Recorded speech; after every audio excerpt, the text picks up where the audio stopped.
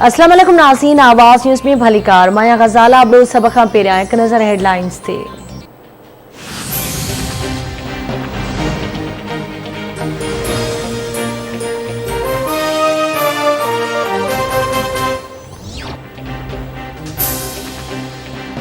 कुछ अरसे खां पाकिस्तान के कौमी इदारनि खिलाफ़ मुहिम हलाई पे वञे। मुहिम जो मक़सद हुकूमत अवाम इदारनि में विछोटियूं पैदा करणु आहे। अहिड़नि माण्हुनि खे अॻु बि नाकामी मिली ऐं हाणे बि नाकामी मिलंदी। मुल्क ऐं परॾे में वेठल माण्हू अवाम खे अधु सच ॿुधाए रहिया आहिनि। अफ़गानिस्तान जी मौजूदा सूरतहाल सां इंसानी अलमियो जनम वठी सघे थो। भारत अंदरूनी तौर ते इंतिहा पसंदीअ ॾांहुं वधी रहियो आहे। भारतीय फ़ौजी क़यादत धमकियूं ॾिनियूं ऐं इल्ज़ाम पिणु लॻाया। भारतीय फ़ौज जूं धमकियूं ख़ासि सियासी सोच जी निशानदही कनि थियूं। DGISPR मेजर जनरल बाबर इफ्तिख़ार जी प्रेस कॉन्फ्रेंस चवे थो LOC जे भरपासे वारी आबादी में बहितरी अची रही आहे। पाक अफ़गान बॉर्डर ते कंडेदार तारूं लॻाइण जो 94% ऐं पाक ईरान सरहद ते 71% कमु मुकमल थी चुको आहे। कंडेदार तारूं लॻाइण जो मक़सदु माण्हुनि खे धार न करणु पर महफ़ूज़ करणु आहे। दाइश जो पाकिस्तान में को बि मौजूदु नाहे।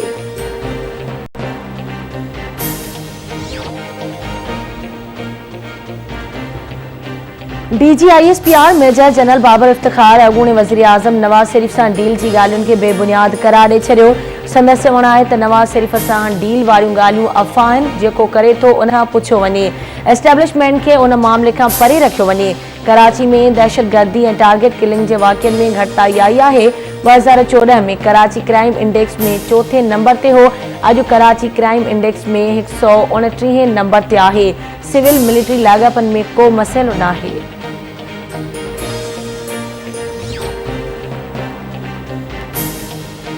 इलेक्शन कमीशन तरफ़ां समुंड पार पाकिस्तानियुनि जी PTI खे ॾिनल फंडिंग जी जांच पड़ताल जी आजियां कयां थो।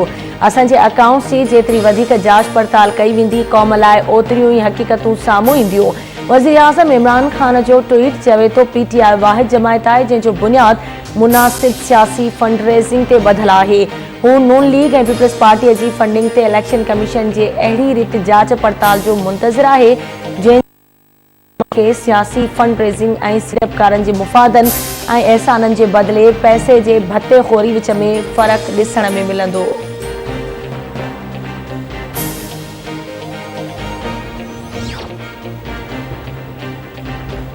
क़ौमी असेंबली में अपोज़िशन लीडर शहबाज़ शरीफ़ चयो आहे त इलेक्शन कमीशन स्क्रूटनी कमेटीअ जी रिपोर्ट इमरान खान ते हिकु संगीन फ़र्द ॾोह आहे। सचाई माण्हुनि खे बेनकाब करण जो बहितरीन तरीक़ो आहे। हाणे ख़बर पई त PTI गुज़िरियल 7 सालनि खां परॾेही फंडिंग केस खां छो भॼी रही हुई। सादिक ऐं अमीन थियण जो ड्रामो बेनकाब थी चुको आहे।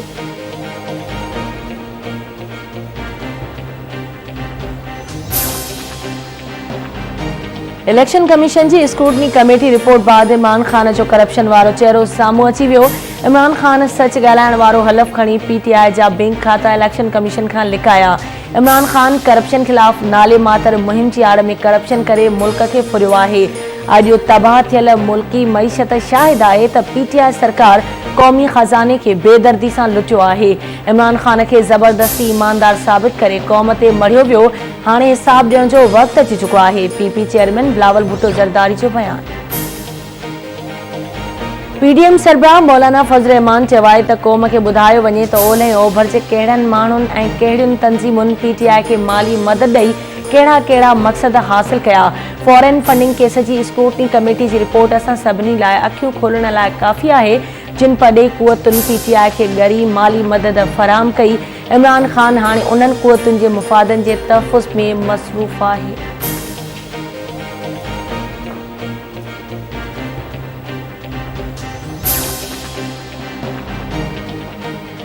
कोरोना जो नओं क़िस्म ओमिक्रॉन साम्हूं अची वियो आहे। ओमिक्रॉन दुनिया में तेज़ीअ सां पखिड़िजी रहियो आहे। पाकिस्तान में बि ओमिक्रॉन जा केस वधी रहिया आहिनि।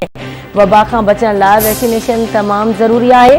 सेहतमंद मुआशरे लाइ ॿारनि जी ज़हनी परवरिश करणु तमामु ज़रूरी आहे।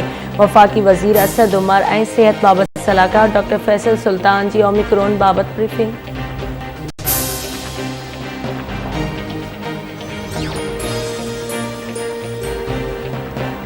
हवाबाज़ीअ जी आलमी तंज़ीम अकाऊ पाकिस्तान सिविल एविएशन ते लागू आलमी पाबंदियूं ख़त्म करे छॾियूं। सिविल एविएशन ते आलमी तंज़ीम जे एतराज़नि जे ख़ात्मे सां यूरोपी यूनियन तरफ़ां बि पाकिस्तान ते लागू सफ़ी पाबंदियूं हटाइण जा इम्कान रोशन थी विया। सिविल एविएशन बरतानिया यूरोपी यूनियन सां राब्ता शुरू करे छॾिया।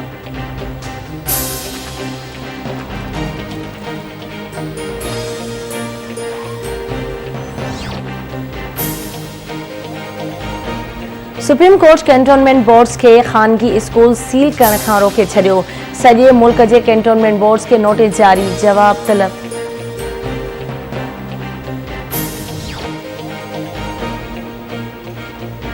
मकानी इदारनि जे कानून ते मुखालिफ़ धुर सियासत करे रही आहे। मसइला ॻाल्हियुनि ज़रिए हल करे सघजनि था। धमकियुनि ऐं धांधलियुनि वारी सियासत हाणे ख़त्म थी चुकी आहे। सिंध हुकूमत माली ॾुखियाईनि बावजूदि तरक़ीअ जो सफ़र जारी रखियो आहे। तंहिं करे रोज़ नवां शोशा छॾिया पिया वञनि। कराची में कम कराया आहिनि ऐं क्रेडिट को ॿियो खणी रहियो आहे। पीपी पंहिंजे क़ाइद जे ॿियनि मूजिबि अवाम जी ख़िदमत करे रही आहे। सूबाई वज़ीर नासिर हुसैन शाह ऐं सिंध हुकूमत जे तर्जुमान मुर्तज़ा वहाब जो ककरी स्पोर्ट्स कॉम्प्लेक्स लियारी जी इफ़्तिताही तक़रीब खे ख़िताब।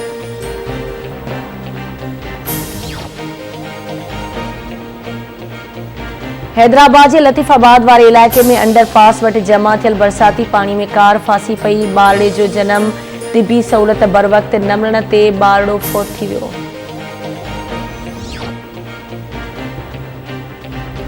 सिंध समेत मुल्क जे मुख़्तलिफ़ शहरनि में किथे हल्की त किथे तेज़ बरसात जो सिलसिलो जारी। कराची जे मुख़्तलिफ़ इलाइक़नि में बरसात खां पोइ हेठाहीं वारनि इलाइक़नि में पाणी भीजी वियो।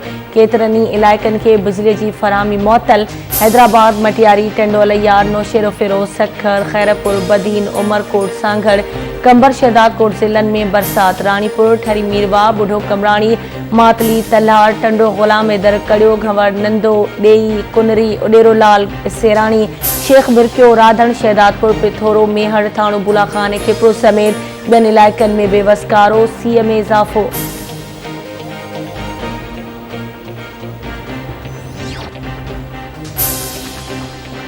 माज़ी में अवाम खे फ़ाइदो पहुचाइण लाइ न पर पैसो ठाहिण लाइ रोड ठाहिया वेंदा हुआ। तरक़ी पज़ीर मुल्कनि जो इहो मसइलो आहे त थोरा माण्हू अमीर ऐं बाक़ी ग़रीब आहिनि। हिक ॿिनि इलाइक़नि में सॼो पैसो लॻाए वेंदो आहे ऐं ॿिया इलाइक़ा पुठिते रहिजी वेंदा आहिनि।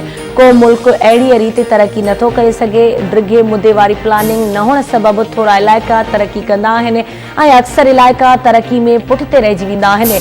60 जे ॾहाके में मुल्क अंदरि वॾा वॾा मनसूबा जुड़िया। उन खां पोइ पाकिस्तान में कॾहिं बि वॾा मनसूबा न ठहिया। इन हुकूमत में सी पैक जे ईस्टर्न रोड ते सभ खां वधीक तरक़ी थी आहे। वज़ीर आज़म इमरान ख़ान जो अकला DI खान मोटरवे जी इफ़्तिताही तक़रीब खे ख़िताब।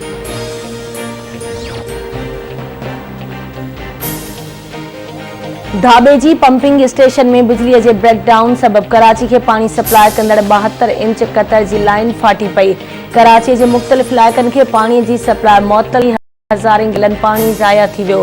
प्रेशर वधीक हुजण सबबि पाणी घरनि में काहे पियो।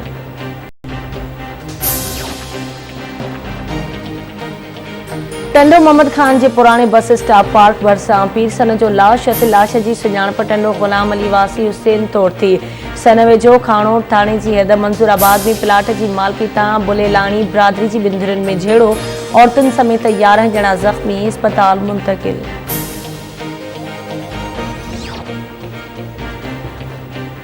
खैरपुर जी दहशतगर्दी टोड़ अदालत पुलिस अहलकार जे क़त्ल केस में जवाबदार खे 2 भेरा उमिरि क़ैद ऐं 2 लख रुपया ॾंड जी सज़ा ॿुधाए छॾी। जवाबदार अली मर्दान गोपांग मई 2019 में कोडी जी पुलिस पार्टी ते हमिलो कयो, जंहिंमें अहलकार मोहम्मद मूसा दायो शहीद थी वियो हो। टंडोलैयार जी अदालत ज़ाल खे क़त्ल करण जो ॾोह साबित थियण ते जवाबदार माशूक अली सियाल खे फाई जी सज़ा ॿुधाई। जवाबदार माशूक सियाल कोमल खे ॾाटरा हणी क़त्ल कयो हो।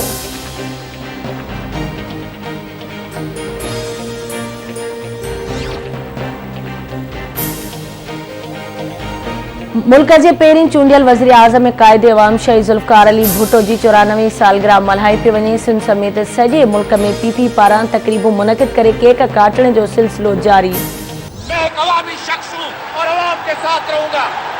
ये मेरा मकसद फिक्र है कि कोई कदम कोई बुनियादी कदम मैं कभी आगे नहीं बढ़ूंगा गरीबों की इजाजत के बगैर, गरीबों के मेहरबानी के बगैर और गरीबों के ताबन के बगैर। जो आपकी तकलीफ है वो मेरी है, क्योंकि मैंने कहा कि मैं दो हूँ, मैं एक नहीं हूँ। एक इस जिस्म में, इस खून में, इस बुत में खड़ा हूँ, दूसरा आपके रूह में, आपके जिस्म में, आपके बुत में मैं।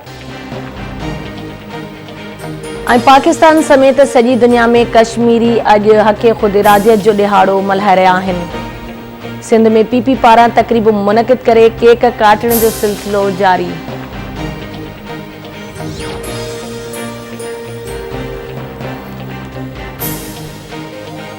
ऐं पाकिस्तान में सॼी दुनिया में कश्मीरी अॼु हक़ ख़ुदिरादियत जो ॾिहाड़ो मल्हाए रहिया आहिनि। सदर डॉक्टर आरिफ अलवी जो चवणु आहे त कश्मीर तकरार जो गॾियल क़ौमुनि जी निगरानी में जमहूरी तरीक़े आज़ादाणी ऐं मुनसिफ़ानी रायशुमारी सां फ़ैसिलो कयो वञे। वज़ीर आज़म इमरान ख़ान चवे थो आलमी बिरादरी ख़ासि तौर गॾियल क़ौमुनि जो इदारो भारत जे जंगी ॾोहनि ऐं वालारियल कश्मीर में इंसानियत सोस ॾोहनि जो नोटिस वठे।